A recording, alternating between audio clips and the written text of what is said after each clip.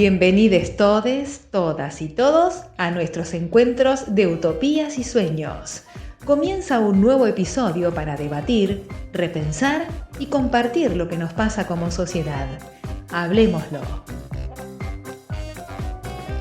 Bueno, muy buenos días, buenas tardes, buenas noches, depende a qué hora estén escuchando este podcast. Podcast número 94 de la unidad básica La Patria es el Otro. Ya estamos llegando casi a los 100 podcasts. Hoy en Hablemoslo tenemos 3 invitados.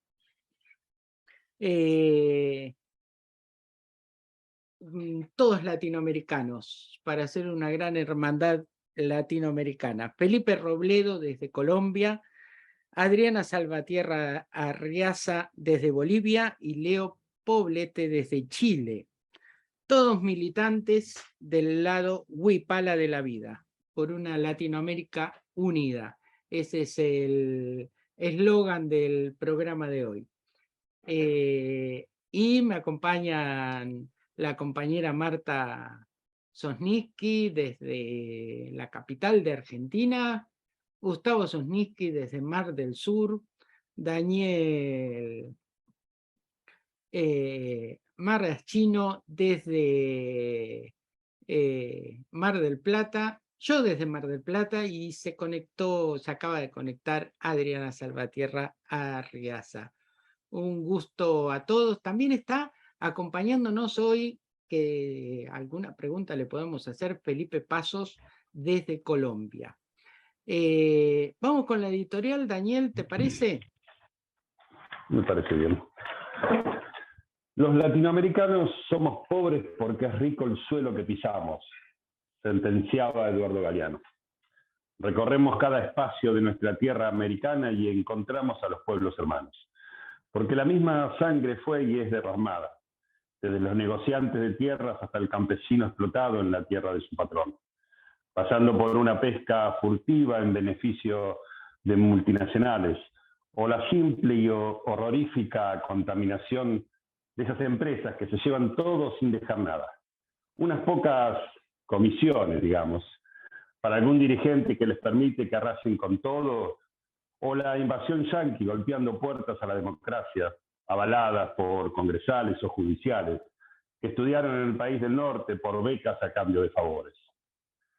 La misma sangre nos une, la misma pobreza, la misma desesperanza, pero también nuestra sangre revolucionaria corre por las venas de nuestra América amada, desde Bolívar, el Che, pasando por San Martín, por Juan Arzurduy, Salvador Allende, Juan Domingo Perón, y muchos más que trataron con sus luchas revolucionarias cambiar su tierra, donde el pueblo logre una independencia económica, una vida digna, una justicia social. Nuestras tierras son ricas, nuestros campesinos pobres, nuestros mares son abundantes, nuestros pescadores no tienen que comer, nuestras montañas repletas de minerales, las joyas son de ellos y solo el brillo es nuestro. El agua, el petróleo, el gas, el litio, y quieren eso y mucho más. La lucha hay que darla por nuestra supervivencia. Hoy, después de tantos años en nuestras costas, nuestras cordilleras, nuestras llanuras, nos encontramos cada latinoamericano tratando de lograr lo que nos legaron nuestros hombres y mujeres que hicieron la patria.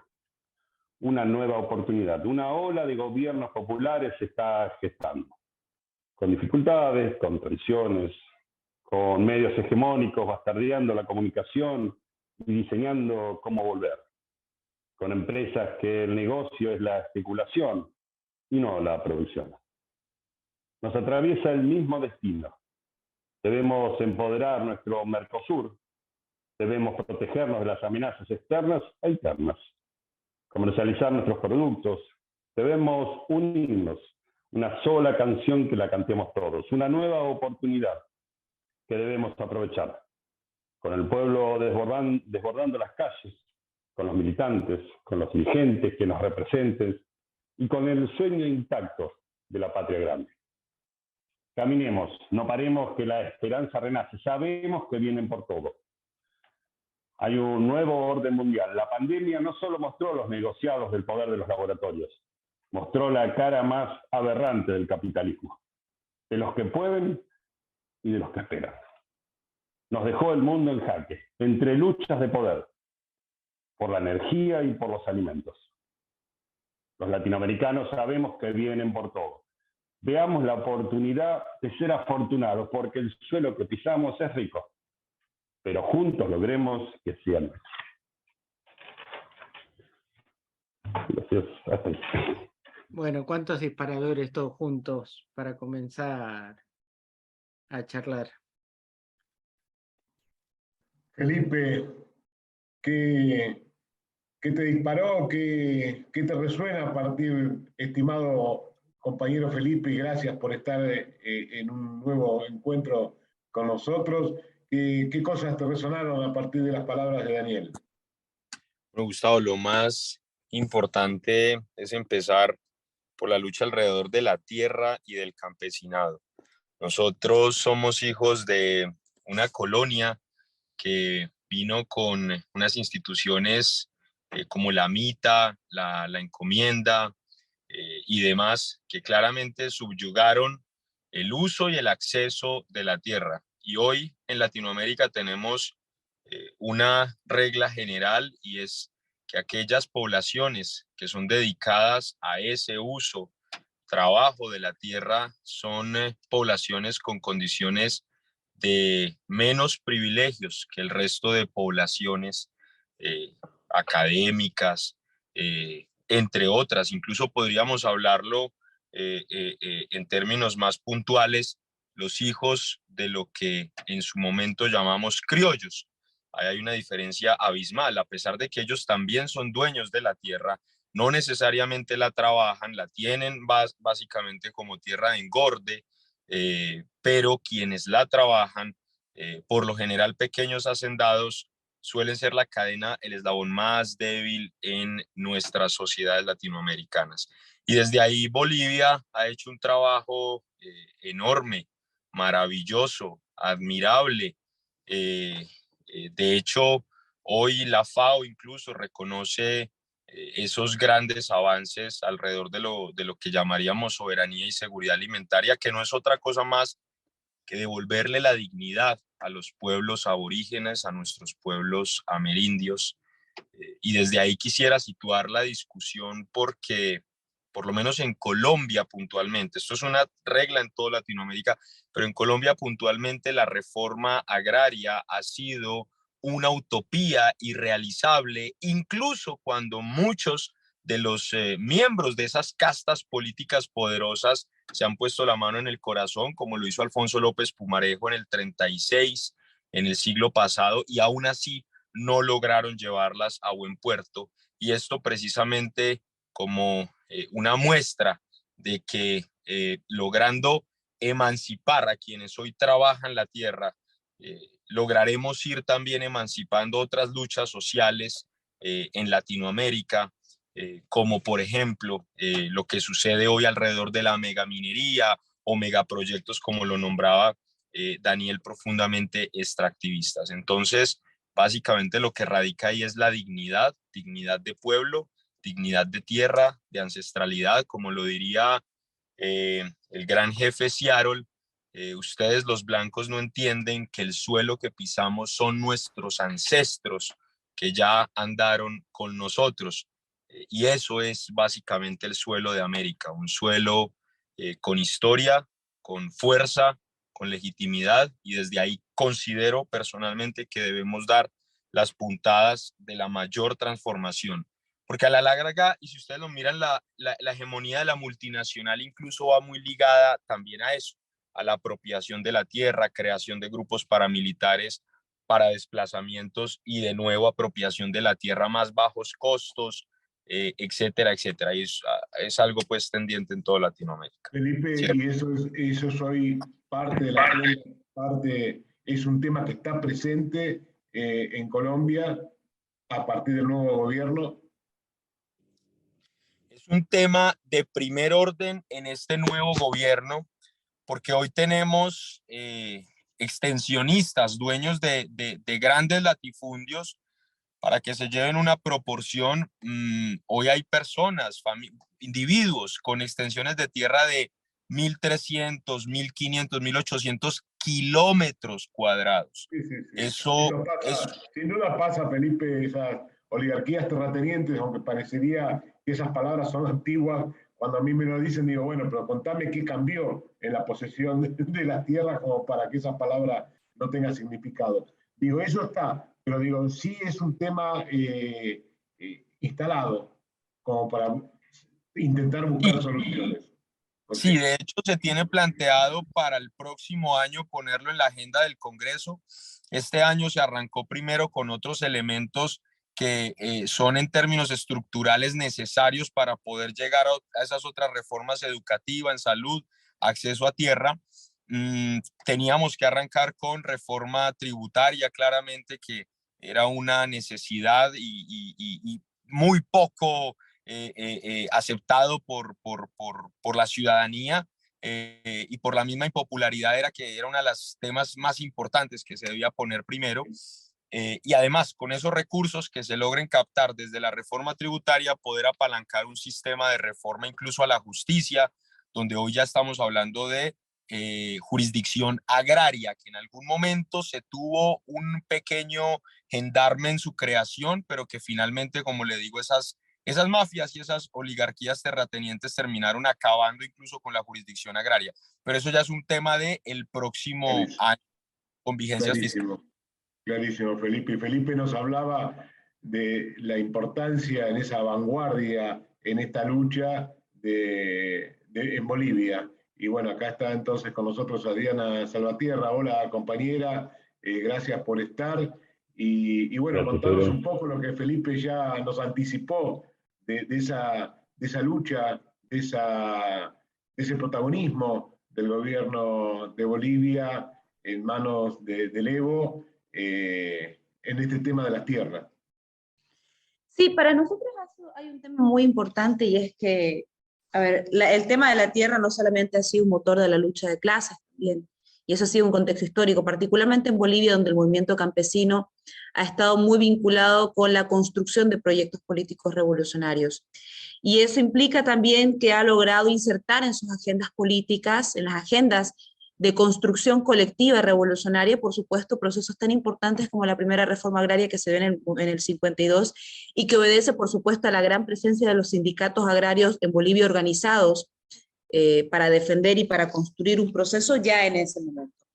Luego, hoy, por supuesto, también el movimiento campesino ha construido ya no solamente banderas vinculadas a su sector, sino que durante toda la construcción política de nuestra revolución democrática y cultural, desde la década de los 90, con las numerosas marchas indígenas de los pueblos de tierras bajas que reclamaban el reconocimiento de la tierra, pero también del territorio como un espacio de reproducción cultural, el movimiento campesino, el movimiento indígena y el movimiento obrero construyó a principios del 2000 nuestra famosa Agenda de Octubre, que fue, por supuesto, tierra para los campesinos, territorio para los pueblos indígenas, pero banderas nacionales también que convocaban a la discusión de debates de fondo, como la antigua república y la construcción de un nuevo Estado plurinacional a través de una asamblea constituyente. Es decir, discutir las bases sobre las cuales se construyó, se reprodujo y se ejerció el poder político de nuestro país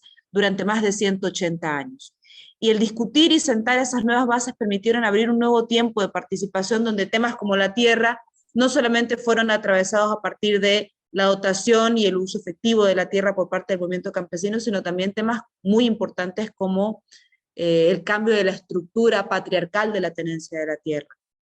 En Bolivia, hasta el 2005, el 16% de los títulos agrarios estaban a nombre de mujeres, y cuando concluyó su mandato, bueno, luego del golpe de Estado, en realidad nuestro presidente Evo Morales, el 46.5% de los títulos agrarios estaban a nombre de mujeres. Entonces, eso cambió el sentido patriarcal de la estructura de la tenencia de la tierra y también es una revolución dentro de la revolución.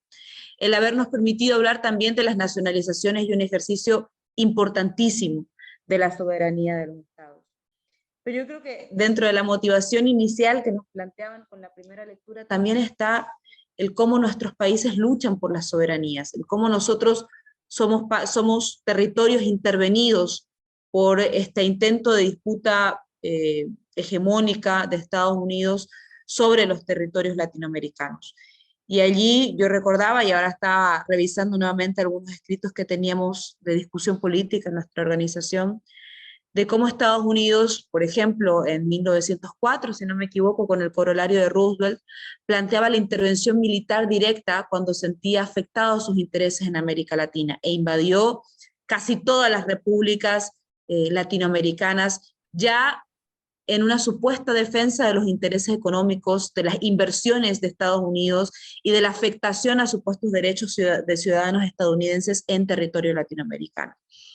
Hemos transitado también por la experiencia de las dictaduras en la década de los 60, de los 70 en América Latina, y estas dictaduras, pasando por el corolario de Roosevelt, que era la intervención directa, plantean a partir de la doctrina de la seguridad nacional un cambio importante que hasta el día de hoy sigue vigente, y es la construcción de operadores políticos, operadores en terreno de Estados Unidos sobre nuestras repúblicas latinoamericanas. La doctrina de la seguridad nacional impuso gobiernos militares serviles a los intereses estadounidenses, vulneradores de derechos humanos, que impidieron la participación democrática de nuestros pueblos durante más de 2 décadas, pero significaron fundamentalmente la estructuración y la representación local de los intereses estadounidenses sobre nuestras repúblicas. Hoy ya no es necesario que sean gobiernos militares, ya no es necesario que se proscriban las elecciones. Hoy Estados Unidos utiliza nuevos mecanismos. Y estos mecanismos pasan por lo que estamos viendo en Argentina, con procesos iniciados un año antes de la elección, coincidentemente contra Cristina Fernández. Lo estamos viendo en Ecuador, cuando con más de 30 procesos impiden que Rafael Correa siquiera pueda volver a pisar suelo ecuatoriano, amenazándolo con detenerlo inmediatamente. Lo hemos visto en Brasil, cuando en las elecciones anteriores Lula era el candidato favorito en las elecciones y aún así impidieron su participación, impidieron su postulación y lo encarcelaron durante más de un año de forma injusta. Hoy Estados Unidos no necesita gobiernos militares. Esta nueva forma del ejercicio de la doctrina de seguridad nacional coloca operadores de Estados Unidos en los territorios, amenazando con procesos judiciales a nuestros líderes, amenazando con la detención de nuestros cuadros políticos más importantes en nuestras revoluciones democráticas, y lo que buscan es precisamente eso, lo que buscan es precisamente contener la representación y los liderazgos que para nosotros son la imagen de estas profundas transformaciones que logramos construir en Bolivia. Clarísimo, clarísimo, Adriana. Y sí, de todos modos, no tenemos que olvidarnos que, sin duda, hoy no es el mismo modelo que lleva adelante Estados Unidos con las oligarquías internas para terminar con los procesos de avance y de construcción de gobiernos populares, de gobiernos nacionales, de gobiernos patrióticos, pensando en esa patria grande. Pero también llegan, como siempre, si algo les va fallando en el camino, llegan, como siempre, también a la posibilidad de matar a nuestros dirigentes, y como pasó, como el intento de asesinato a Cristina en nuestro país, ¿no? Es decir, si no alcanzan con las medidas judiciales, como hicieron con Lula, como hicieron con Cristina, y cuando el pueblo se moviliza, también amenazan, como siempre, con la muerte.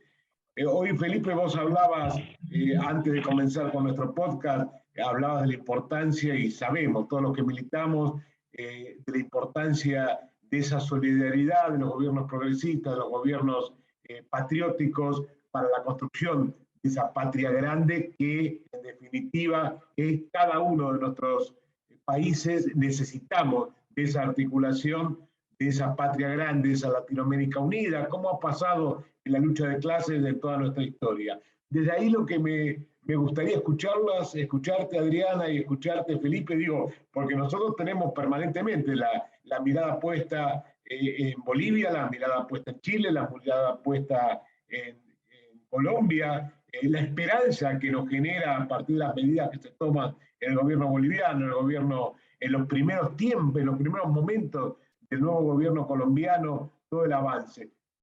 Entonces mi pregunta es al revés, desde ahí, ¿cómo nos están viendo a nosotros? ¿Cómo ven en esa esperanza de avance, de construcción de una patria grande, de la construcción de gobiernos populares, en la construcción de un mundo diferente, de una realidad diferente. ¿Cómo ven a Argentina, Adriana? O Felipe, quien quiera comenzar a decirnos.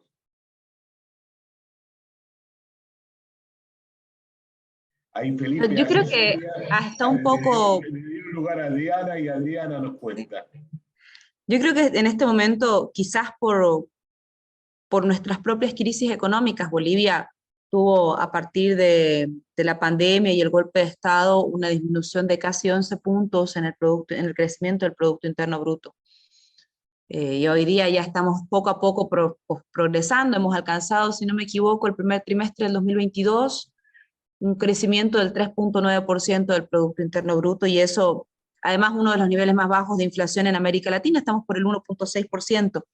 Entonces, eso para nosotros nos coloca en un contexto donde, como naciones latinoamericanas, donde muchas veces el mirar para adentro para intentar resolver los problemas urgentes también de nuestra población quizás nos ha hecho abandonar ese proceso importante que tenemos pendiente, que es la integración latinoamericana. Vimos cómo en la crisis sanitaria los países prácticamente nos dimos la espalda cerrando fronteras sin que exista una articulación necesaria que era posible, por ejemplo, a partir de la Comisión de Salud de UNASUR, que permita articular la política pública de nuestros pueblos en relación al acceso a las vacunas, en relación a la gestión de los medicamentos, al control de los precios, a la importación de insumos necesarios, sin que nos estemos mirando por la esquina del ojo entre naciones a ver quién conseguía primero los barbijos o los elementos necesarios o los respiradores en la crisis sanitaria. Entonces, creo que quizás por estos conflictos internos que enfrentamos fundamentalmente en el área económica, hemos postergado el debate de la integración. Y yo he cuestionado particularmente declaraciones de mandatarios de izquierda en América Latina que hablan de dejar de lado proyectos como la UNASUR, proyectos como el CELAC,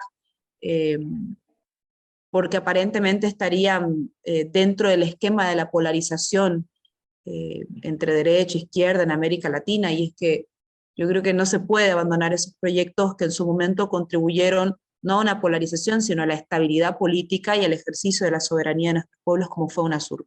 Para nosotros, UNASUR, por ejemplo, jugó un rol muy importante en el momento en el que la desestabilización y el intento de golpe de Estado desde la media luna del 2008 gestó el intento de interrumpir el mandato del compañero Evo Morales. UNASUR jugó un rol fundamental cuando se intentaron establecer 9 bases o 7 bases norteamericanas en territorio colombiano, y los presidentes de UNASUR cuestionaron esto porque no era una intervención ni una vulneración solamente al ejercicio de la soberanía en Colombia, sino en América Latina, poniendo en riesgo prácticamente toda la región de la Amazonía a partir de un control territorial extenso. Entonces, creo que hoy es importante más bien sí retomar UNASUR, sí retomar la CELAC, y a partir de eso volver a mirarnos y volver a integrarnos como pueblos. Lamentablemente en este momento la única voz que escuché que nuevamente planteó una agenda regional fue la del compañero Lula, el expresidente Lula, cuando habló de una moneda común en América Latina. Tenemos que empezar a construir nuevamente ese horizonte. Hoy que empezamos nuevamente a recuperar nuestras economías, hoy que lo gozamos de un contexto favorable con gobiernos de izquierda o de carácter progresista en América Latina, y que van a permitir una acción conjunta en lo que se venga hacia adelante. Okay. ¿Y qué lectura haces, Adriana, del gobierno y de lo que pasa en la Argentina? Del gobierno argentino, dentro de ese contexto de Latinoamérica, ¿qué lectura haces sobre el gobierno argentino? Yo creo que a Alberto le ha tocado situaciones muy complejas, ¿no? O sea, no terminó de discutirse el cómo se iba a pagar la deuda contraída con el FMI, que es más de 54.000 millones de dólares, una deuda enorme que además finalmente no contribuyó a inyectar siquiera circulante o movimiento económico en la propia Argentina. Para hacer una relación, el Producto Interno Bruto de Bolivia el año 2019 era de 40.800 millones de dólares. La deuda contraída con el FMI supera con 14.000 millones de dólares todos los recursos que nosotros los bolivianos generamos en un año. Entonces es una discusión de fondo que por supuesto condiciona el inicio de una gestión. Empezás a discutir cómo se va a pagar la deuda con el FMI y empieza la pandemia. Y ahora este proceso estos procesos judiciales iniciados contra Cristina, este intento de asesinato también son contextos muy difíciles y la situación económica por supuesto que es altamente compleja en Argentina. Sin embargo, creo que Argentina juega un rol muy importante en la integración. Argentina y Brasil para América Latina juegan roles determinantes al momento de hablar de integración latinoamericana y para nosotros es muy importante que allí estén gobiernos que obedezcan un carácter progresista, democrático y respetuoso de los derechos humanos. Si ambos países, en el caso de Brasil y Argentina, hay gobiernos de derecha, por supuesto que la situación geopolítica en nuestra región para el resto de los países pues pinta distinta, ¿no? Inicialmente eso. Clarísimo. Muchas gracias, Adriana. Felipe, ¿cómo nos ves, Felipe, desde allá? ¿Cómo nos ves y en ese contexto que tan claramente describió Adriana, en ese contexto latinoamericano, el rol de Argentina? Bueno, lo primero es decir que en el caso de Colombia, parte inicio ahorita con la elección de Gustavo Petro, claramente se abren escenarios para poder participar en CELAC, en UNASUR, pero también recordar otro escenario muy valioso como la CAN.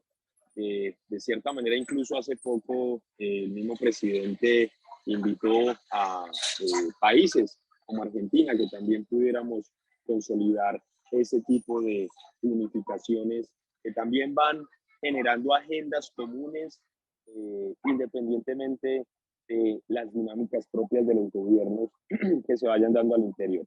Pero hoy Argentina, y como lo decía claramente Adriana, Brasil, México, son tres pilares necesarios para terminar de dar esa gran transformación. Esto tiene que ver de nuevo un poco con la historia colonial.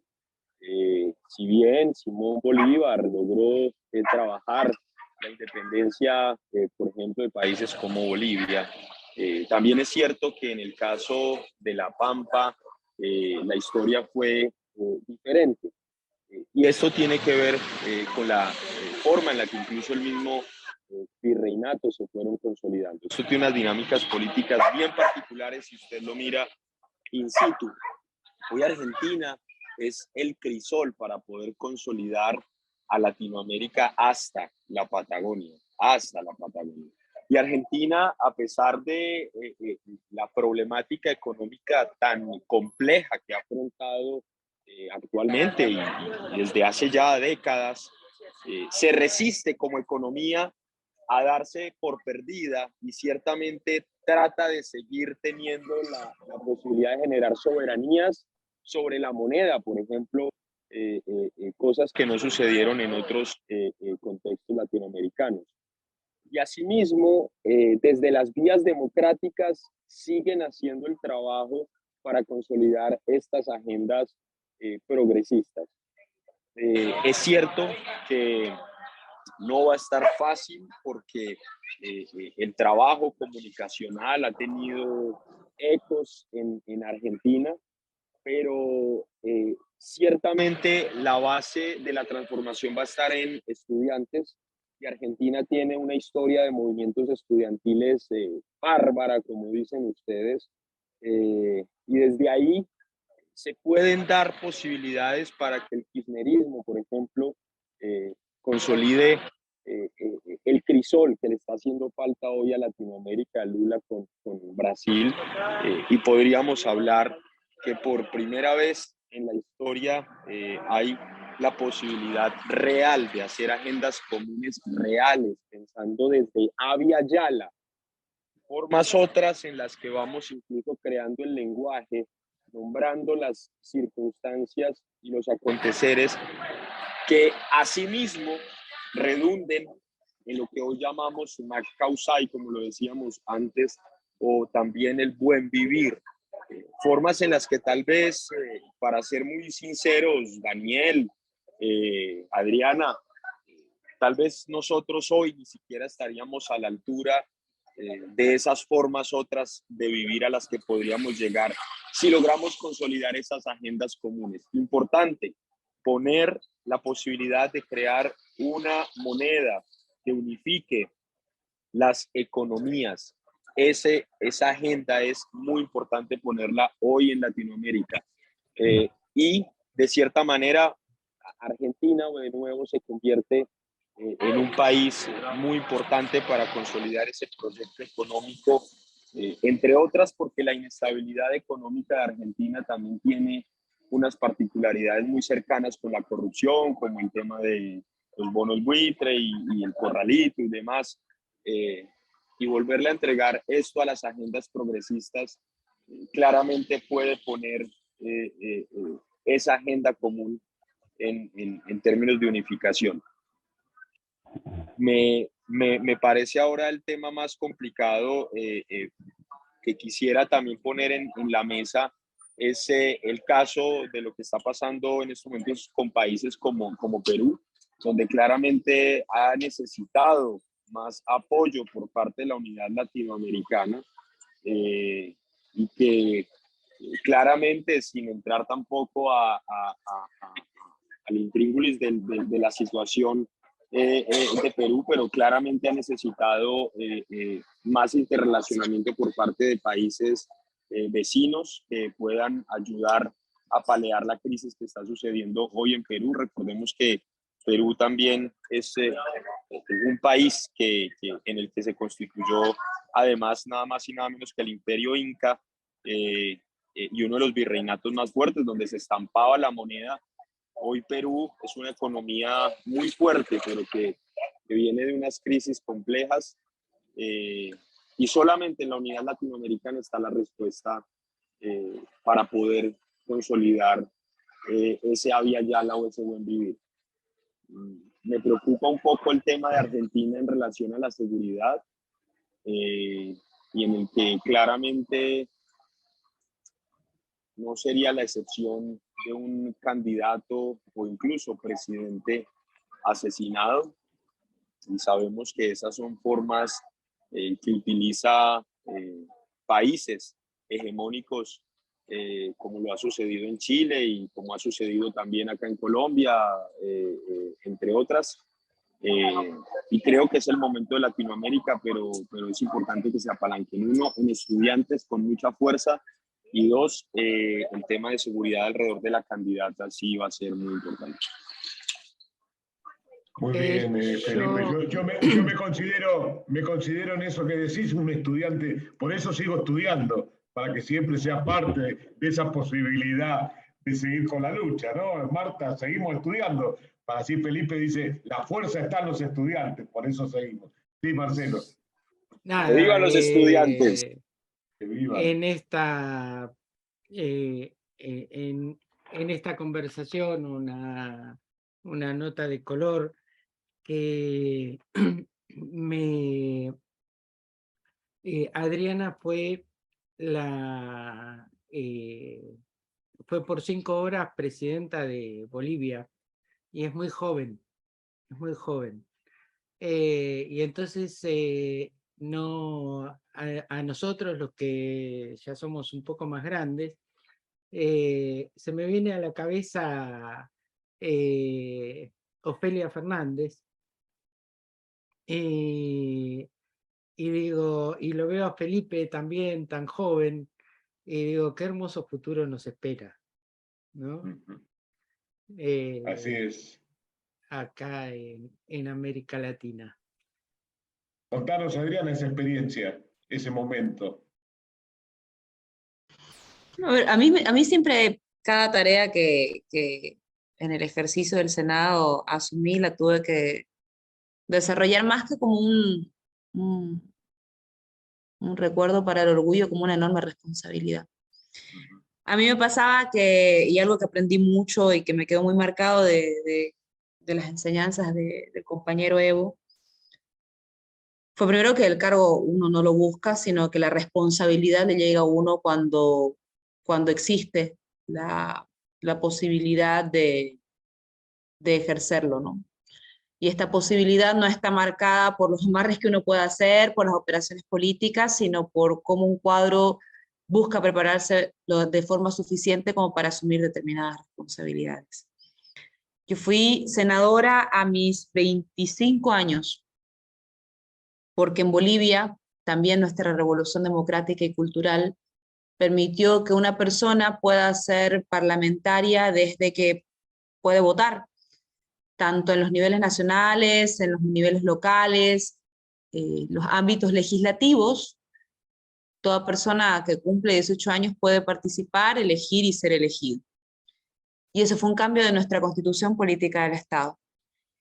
Lo segundo, por supuesto, es el tema de mujer, ¿no? Nuestro país alcanzó el 2019, fue el segundo país con mayor participación política en las instancias legislativas en el mundo. Nosotros incluso llegamos a un 52, casi 53% de mujeres presentes en la Asamblea Legislativa. Y esto permite que ya no sea hacia adelante desde nuestra Constitución, desde el 2009, una dádiva del jefe del partido, la participación de las mujeres, sino una responsabilidad en el ejercicio de la democracia paritaria, la democracia intercultural. Y eso es nuestra revolución. Por supuesto que también de eso está en relación de cómo los movimientos de mujeres lucharon por garantizar la paridad y la alternancia de género en la construcción de las listas, pero también, por supuesto, un contexto revolucionario y la decisión política unida. Por eso yo confío mucho en las palabras de Cristina cuando dice lo importante de agarrar la lapicera y decidir, porque la omisión es un acto de complicidad con los poderes establecidos. La omisión es un acto de complicidad con el orden establecido, y muchas veces, y la construcción del orden establecido en las repúblicas latinoamericanas fue funcional a los intereses de las clases dominantes. O sea, no hay dónde perderse. Entonces, yo creo que eso no es un mérito personal, sino es el resultado de nuestra revolución democrática y cultural.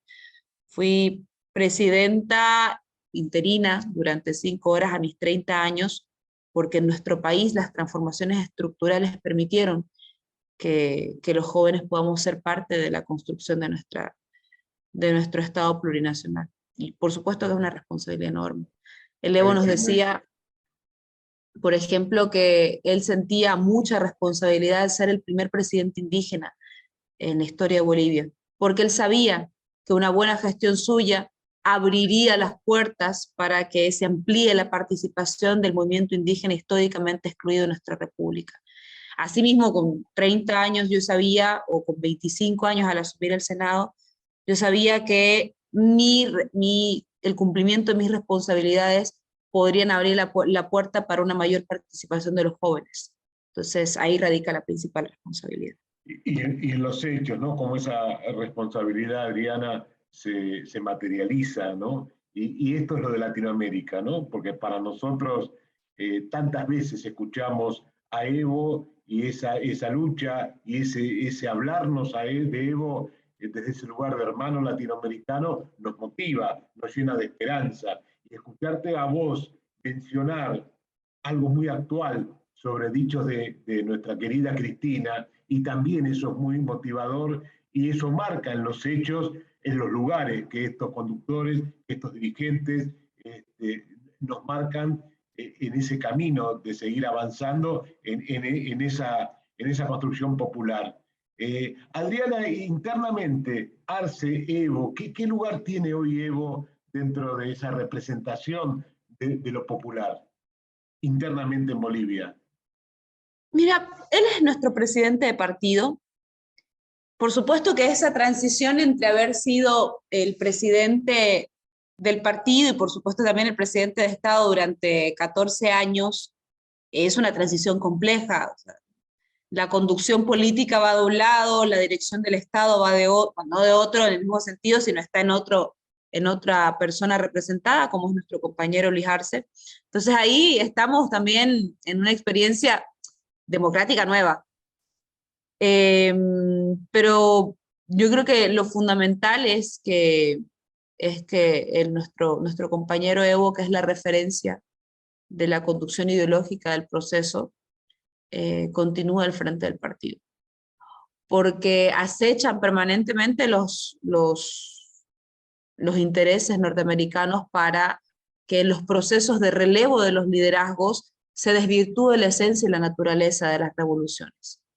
O sea, el intento de destruir la imagen de Cristina para que ella quede inhabilitada en un proceso electoral, el intento de destruir la imagen de Lula, de Rafael Correa, es porque ellos también saben la importancia del papel del hombre, de la mujer, del sujeto en la historia.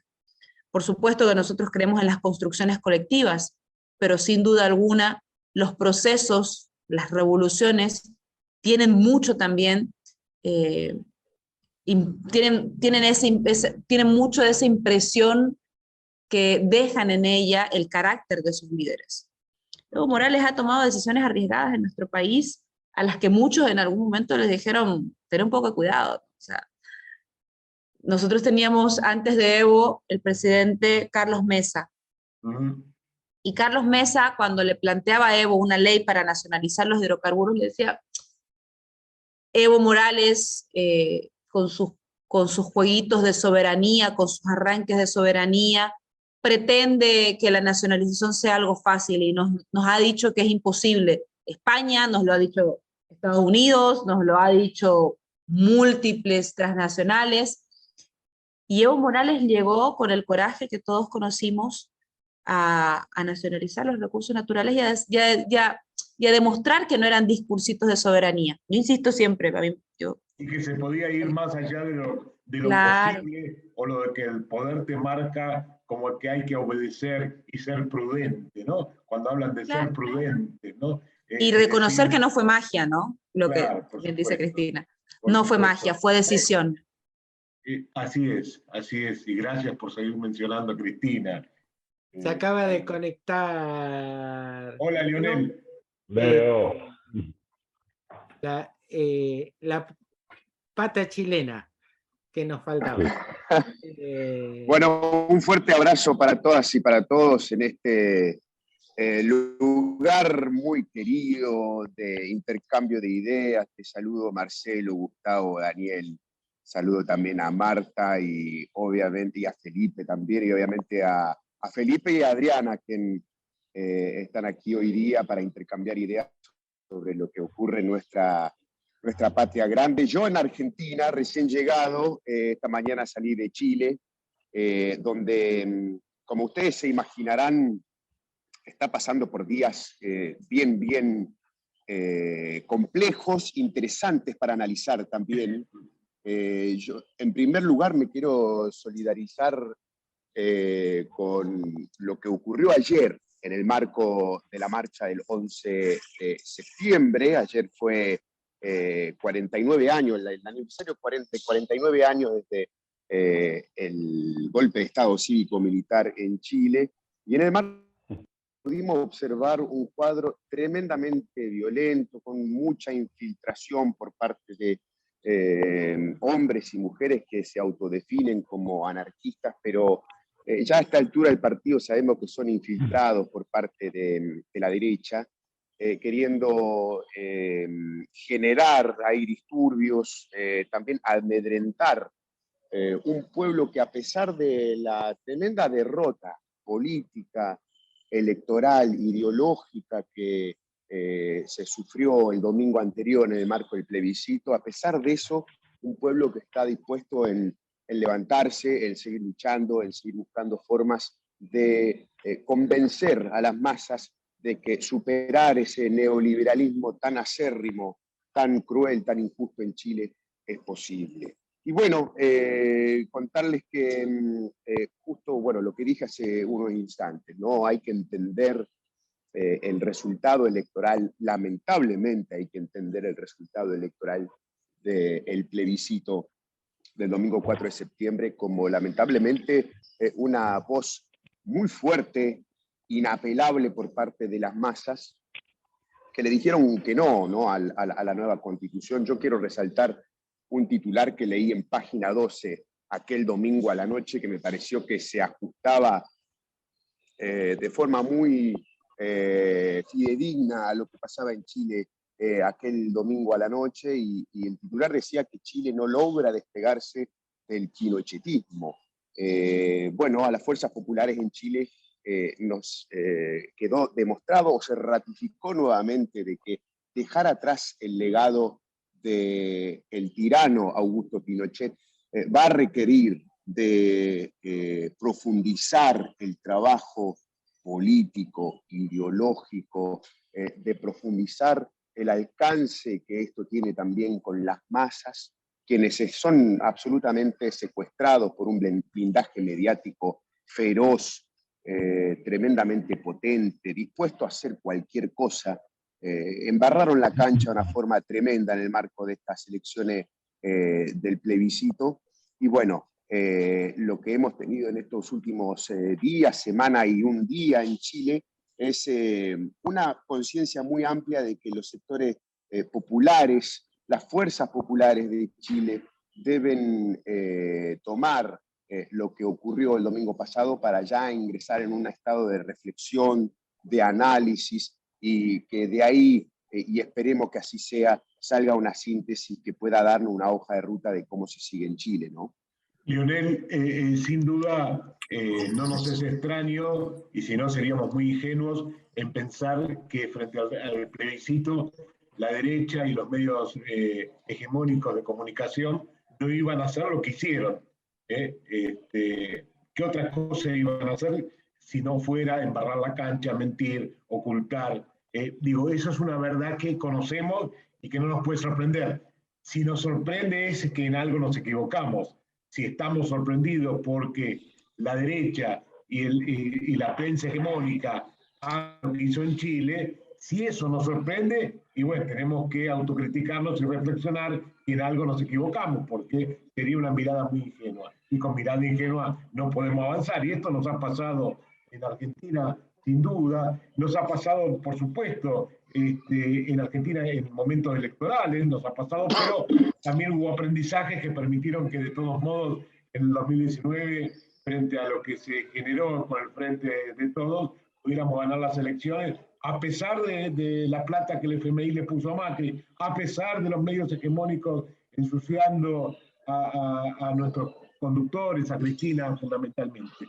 Por ahí entonces, Lionel, lo que me pregunto, y porque realmente no lo conozco, ¿qué otros aspectos fueron los que llevaron a que esa diferencia tan grande en el plebiscito? Sabemos lo de los medios masivos de comunicación, sabemos lo de la derecha, todo eso lo sabemos, pero a nivel popular, a nivel de dirigencia, después de varios meses de un gobierno de izquierda en Chile, ¿por qué pasó? ¿Por qué otros motivos pasó lo que pasó, Lionel? Sí, Gustavo, es muy cierto lo que decís. Creo que es muy importante resaltar de que sabemos en Chile desde hace muchas décadas, ¿no? El mercurio miente, como acá en la Argentina se trata de que Clarín miente también. Entendemos que es un tema fáctico, de que estos sectores que responden a los intereses del Departamento de Estado en Washington que van a hacer lo que hacen, que van a trabajar y van a operar de la forma que lo hacen. Y eso también decanta en una pregunta, ¿no? ¿Qué es lo que podemos controlar nosotros como movimiento nacional, popular, democrático? Yo creo que en Chile lo que está decantando en muchas de las organizaciones populares que, como te dije recién, están en un estado de reflexión, están queriendo entender qué fue justamente lo que pasó. Y hay que entender que la lista de causantes de lo que fue un resultado que además fue tremendamente inapelable, fue un resultado contundentísimo por parte del rechazo, en donde, bueno, hay lo que... Un paréntesis, 5 millones de personas se presentaron a votar por primera vez aquel domingo, y de esas 5 millones, la gran mayoría se inclinó por el rechazo.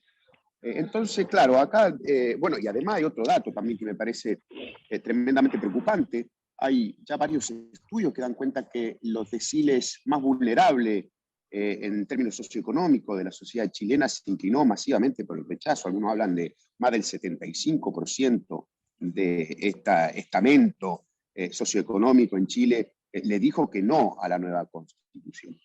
Esto nos lleva a la reflexión de que hay que volver a replantearse la inserción que tienen los sectores populares, las fuerzas populares en Chile con respecto a las masas, volver a tener incidencia en todo este tejido social que tienen nuestros pueblos. Hablamos obviamente de la organización barrial, hablamos de la organización estudiantil, hablamos obviamente de el movimiento obrero, en donde evidentemente, por lo menos en el caso de Chile, y me atrevería a decir que también es un síntoma en algunos otros lugares de nuestra América también, se ha perdido esta claridad y este entendimiento y esta convicción de que para avanzar en cuanto a políticas públicas en favor de todas y de todos, de que el problema principal, la contradicción principal sigue siendo la de capital trabajo. Me parece que es importante entender quién es quien controla los recursos, la renta. Hay que empezar a hablar, lo hablo en el tema de Chile, ¿no? El tema de la puja distributiva, para poder avanzar después por otras políticas que tienen que ver con otras materias que son muy importantes para la clase. Lionel, discúlpame, pero digo, en definitiva lo que vos planteás es la falta de trabajo educativo de base, la falta de generar una militancia que favorezca la conciencia crítica, en especial, en particular con este tema, que eso faltó más trabajo en la calle. Sí, desde mi punto de vista es así, pero no solamente desde mi punto de vista, ya podemos recoger de muchas síntesis que han empezado a emanar de las discusiones que han tenido muchas fuerzas populares en Chile en estos últimos 8 días, que dan cuenta justamente de eso, Gustavo. Ok. Gustavo, ahí Felipe. Sí, Felipe. Sí, yo quería resaltar un tema puntual y es, no tenemos la lucha ganada ni la transformación lograda. Estamos apenas empezando unas agendas y como lo decías vos ahorita, si creemos que ya somos victoriosos, perdemos inmediatamente cualquier posibilidad real de transformación. Cuando, acá decimos, cuando la bestia está herida es cuando es más peligrosa. Y en el caso de Chile es patente esa realidad. No significa que Chile hoy haya perdido la oportunidad de una nueva constitución, simplemente perdió la oportunidad de esta constitución. Y creo que es una oportunidad de oro para que aprovechen en Chile algo que en otros países de Latinoamérica no se tuvo con tanta fuerza y fue el manejo de redes sociales.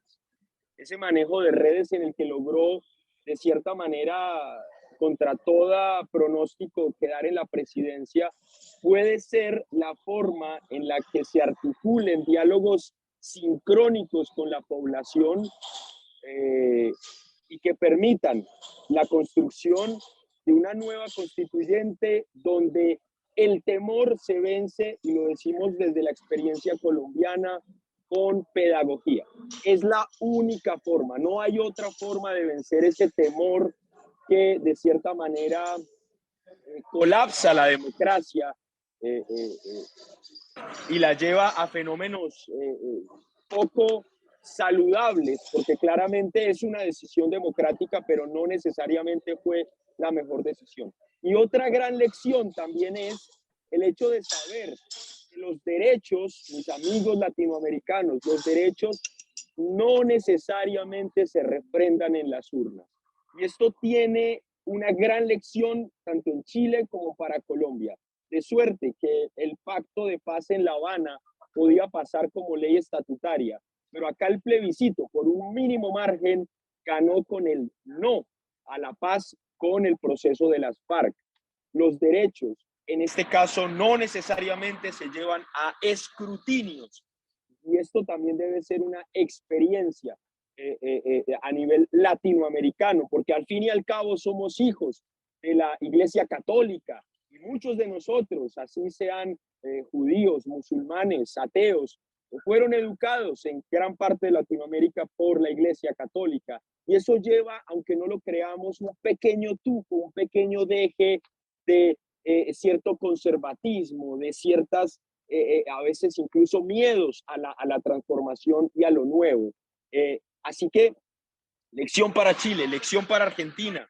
De suerte que Cristina viene renovada, 2.0, con más experiencia, con más fuerza, y esperamos que nos ayude a consolidar ese proyecto en la parte sur de Latinoamérica. Hoy tenemos a AMLO en México, totalmente dispuesto a trabajar en los proyectos latinoamericanos.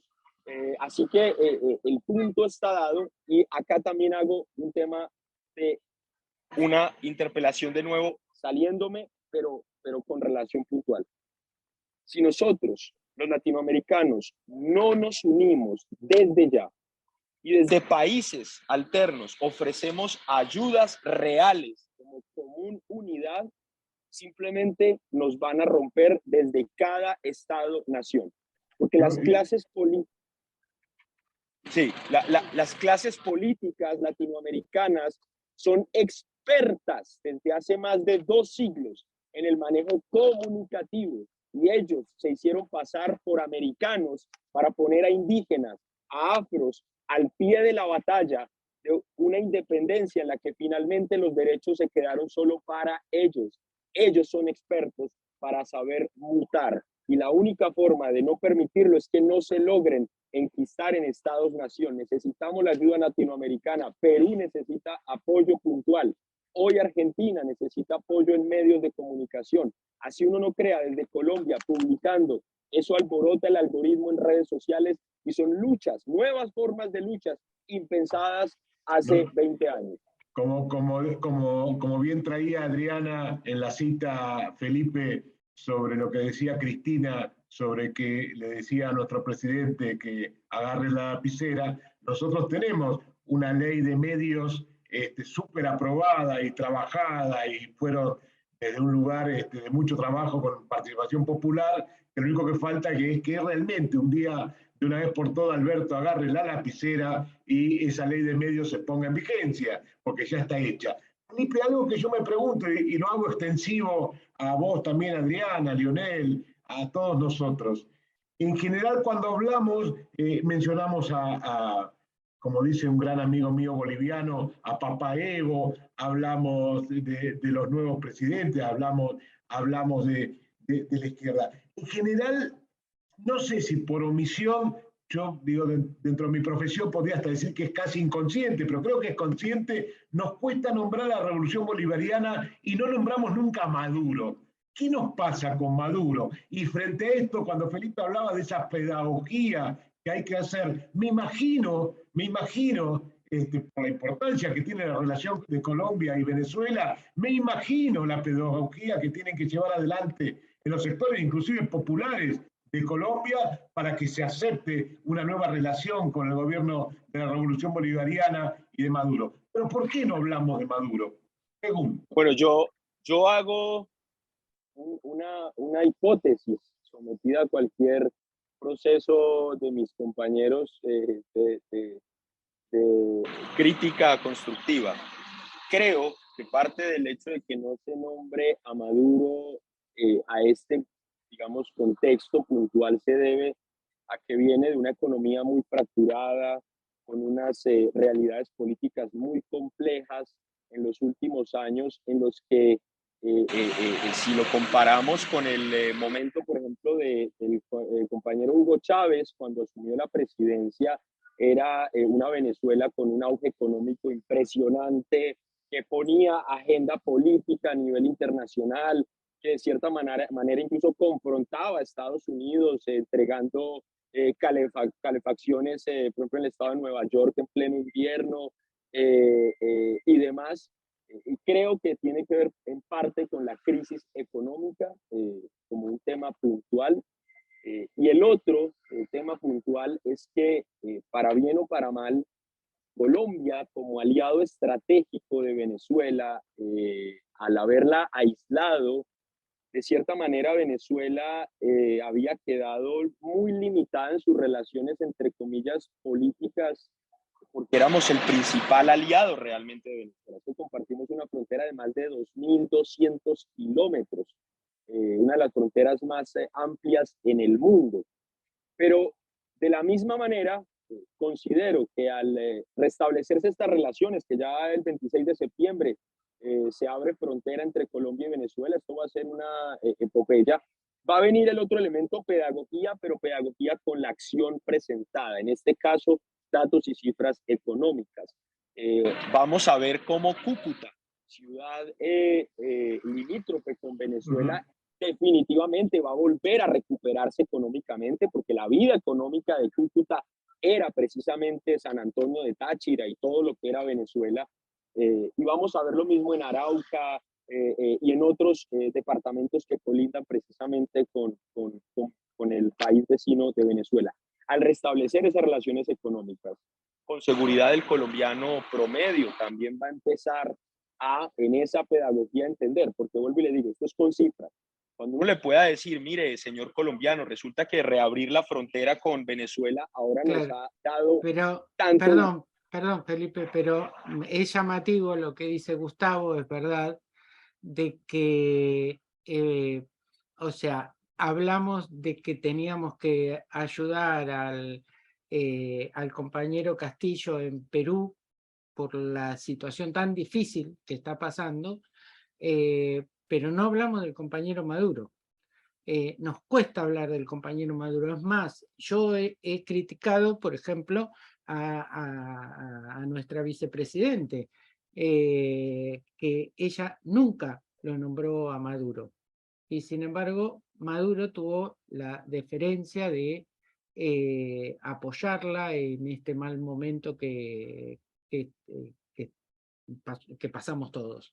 Es más, ¿Sí? Marcelo, yo te diría que Felipe estuvo un poco argentino respondiendo sobre mi pregunta sobre Maduro. Sí, totalmente.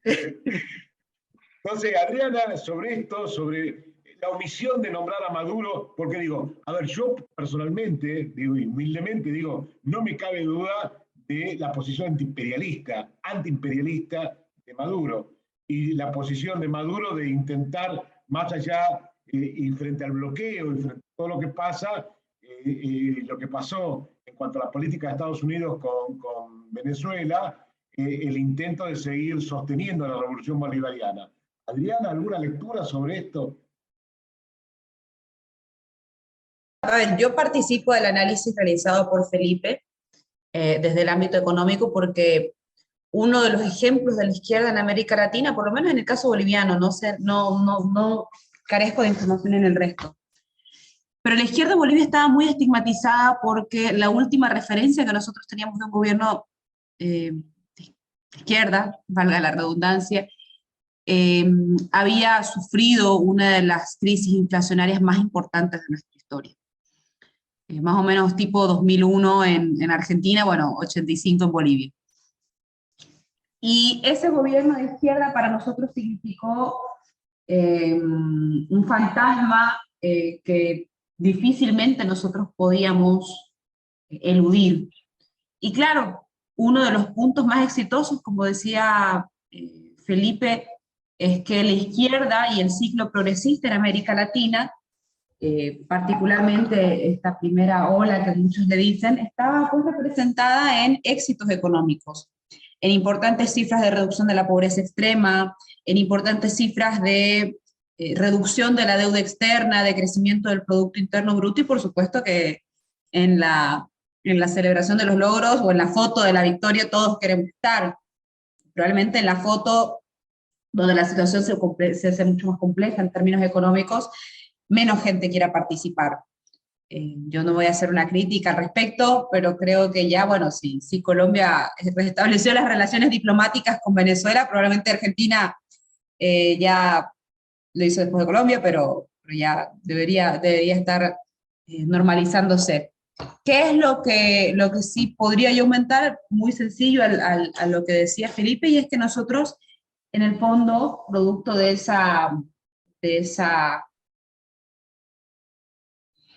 contexto que nos parecía difícil discutir, enfrentar, explicar, hacíamos eco del aislamiento diplomático. Ese aislamiento diplomático que se daba al no reconocer embajadores, al no permitir que presenten sus cartas credenciales, bueno, también fue un silencio de muchos de nuestros militantes. En el caso de Bolivia, bueno, nosotros en realidad siempre tenemos una relación mucho más, de mucho más largo plazo con Venezuela. Evo siempre apoyó al gobierno venezolano. Sí, sí, pero además porque nosotros tenemos algo muy sensible con Venezuela, y es que con Argentina también nos pasa, con Brasil también, anécdotas de la construcción del proceso, pero con Venezuela nos pasa que cuando sufrimos una de las inundaciones más importantes por producto del fenómeno del Niño, el primer avión de solidaridad que llegó fue precisamente un avión venezolano, y fue con Hugo Chávez, cuando nosotros no teníamos recursos económicos para iniciar la gestión pública. Existió la cooperación desde Venezuela para que nosotros empecemos con el proyecto Bolivia Cambia o Cumple, y empecemos con la construcción de unidades educativas, de hospitales. Entonces fue un punto muy importante para lograr y alcanzar la estabilidad política. Cuando en 2008 Evo expulsa al embajador, que creo que fue una de las pocas veces que Evo logró adelantarse a quien él consideraba su maestro, que era Hugo Chávez, cuando Evo expulsa al embajador de Estados Unidos, Philip Goldberg, de nuestro territorio, quien inmediatamente sale a secundarlo en solidaridad con Bolivia y con nuestro proceso de cambio, fue Hugo Chávez. Entonces tenemos así una relación muy próxima. También tuvimos cosas así con Cristina, cuando nosotros tuvimos aquí una crisis porque la agroindustria, particularmente en el oriente boliviano, empezó a esconder harina, empezó a esconder azúcar, empezó a esconder el arroz. Evo, y eso no nos cuenta, Evo se comunicó con Cristina. Cristina tenía comprometidos determinados cupos para la exportación, pero consciente de que nosotros estábamos sufriendo un proceso de desestabilización, Cristina puso a disposición una parte de esos cupos para que nosotros podamos cubrir la demanda interna. También nos pasó con la nacionalización y con Lula. Nosotros en el proceso de nacionalización afectamos los intereses de Petrobras, pero Lula, que era presidente, fue muy respetuoso con Evo y le dijo, bueno, es parte de la demanda del pueblo boliviano por la recuperación de la soberanía sobre sus recursos naturales, y nosotros estamos del mismo lado. Entonces, tenemos esas cosas de construcción de nuestro proceso esas cosas con América. De la patria grande, ¿no? Esas cosas de esa patria grande y de la importancia de nuestros pueblos hermanados. Leonel, ¿querés decir algo sobre Maduro antes de que Marcelo empiece a cerrar el podcast de hoy? Sí, con enorme gusto, ¿no? Yo lo que pienso es que empezar diciendo esto, para quienes soñamos con un proyecto soberano, popular, contrahegemónico, que ponga al Estado como garantor de la felicidad y del bienestar de nuestros pueblos, quienes desarrollamos, quienes buscamos desarrollar y organizar a las fuerzas productivas de nuestros pueblos. Para nosotros yo creo que siempre las derrotas son breves, son circunstanciales, y esto yo creo que es algo de lo que viene pasando con la forma que ha hecho Estados Unidos de cancelar a Venezuela. Ha sido breve, ha sido circunstancial, y a mí me parece que desde hace ya unos meses uno puede empezar a sentir una sensación de que esa cancelación miserable, cruel contra un proyecto político emancipatorio, que se puso a la cabeza en momentos históricos de nuestra patria grande para demostrar que otra forma de administrar un Estado y de generar riqueza dentro de nuestro país es posible. Bueno, ha sufrido este tremendo bloqueo que lo tiene asediado hace tanto tiempo, ¿no? Y yo creo que también, y lo vinculo con lo que está pasando en este momento, especialmente en el marco de Chile, ¿no? Yo pienso que también lo que ha sucedido, una opinión personal mía, es que también quienes han hegemonizado el debate hacia el interior de nuestras fuerzas populares. Yo hablo por Chile, ¿no? Hablo por Chile. Puede esto que haber, yo creo que ha ocurrido en otras partes de América Latina también, el caso argentino, que es otro muy cercano a mí, yo creo que ha pasado también. Quienes han hegemonizado el debate en estos espacios también son sectores, llamémoslo, más hacia el centro, progresistas, que también son tutelados, son muy buenos alumnos de lo que dice el Departamento de Estado en Washington, creen en la construcción de la política como un arte o como una ciencia especulativa, fría, el arte de lo posible, el posibilismo, y eso también ha llevado a que muchos de nuestros procesos más dinámicos, más interesantes, que han hecho tanto por la emancipación y por la segunda y definitiva independencia de nuestra América, también se han encargado de cancelar esos procesos, y me parece que hacia adentro, y yo creo que es un debate hoy en Chile, en este momento, después de lo que ocurrió hace 8 días atrás, es que estos espacios dentro de las fuerzas populares, quienes han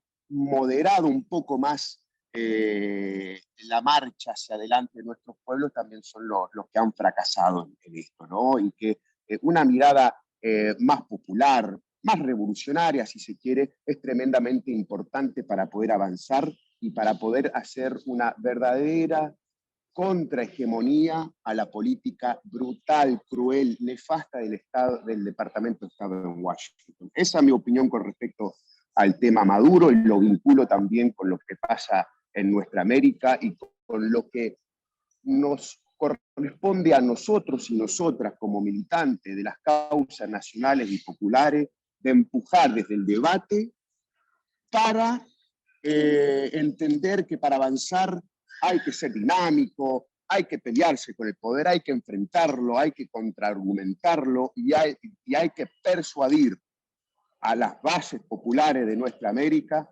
a entender que ese es el camino. Me das el pie justo, Leonel, para pedirle a Daniel, que es nuestro productor, me encantaría, Daniel, que tuviéramos un podcast con Adriana Salvatierra, Leonel Poblete, Felipe Robledo y Ofelia Fernández. Agéndatelo ahí, sería maravilloso. Les cuento que nosotros, para terminar el podcast, siempre Marta nos trae una reflexión, y los invito a que se queden un minutito más escuchando la reflexión que nos trae Marta, y que siempre pedimos por la libertad de Milagro Sala, que lleva más de 2.400 días como presa política de un gobierno como es el de Gerardo Morales en Jujuy, y de una justicia como es la Argentina, que no está funcionando como debe funcionar. Gracias, Gustavo, por acompañarnos. Gracias, Daniel. Gracias, Adriana, por el tiempo que nos diste. Gracias, Leonel. Gracias a los dos Felipes, a Felipe Robledo, que fue el que habló, y a Felipe Pasos, que no le conocimos la voz. Marta, Gracias, todo compañera, tuyo al compañeros. final. Gracias a todos. Bueno, Muchas gracias a ustedes, y por ahí de pronto voy a estar contactándome con varios de los compañeros para seguir gestionando Unidad Latinoamericana. Buena noche. bueno, poema de los enemigos de Pablo Neruda. Ellos aquí trajeron los fusiles repletos de pólvora. Ellos mandaron el acervo exterminio. Ellos aquí encontraron un pueblo que cantaba, un pueblo por deber y por amor reunido. Y la delgada niña cayó con su bandera, y el joven sonriente rodó a su lado herido, y el estupor del pueblo vio caer a los muertos con furia y con dolor. Entonces, en el sitio donde cayeron los asesinos, bajaron las banderas a empaparse de sangre, para alzarse de nuevo frente a los asesinos. Por esos muertos, nuestros muertos, pido castigo. Por los que de sangre salpicaron la patria, pido castigo. Para el verdugo que mandó esta muerte, pido castigo. Para el traidor que ascendió sobre el crimen, pido castigo. Para el que dio la orden, pido castigo. No quiero que me den la mano empapada con nuestra sangre, pido castigo. No los quiero embajadores, tampoco en sus casas tranquilos. Los que quiero ver juzgados en esta plaza, en este sitio, quiero castigo. Muchas gracias, Marta. Nos volvemos a encontrar el próximo lunes Bravo. en un nuevo encuentro. Les pido que se queden un minutito más, no se vayan.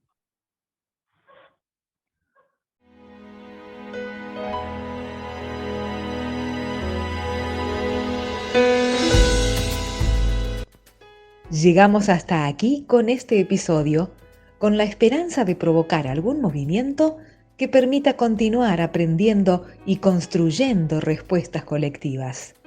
Hablémoslo en un nuevo episodio.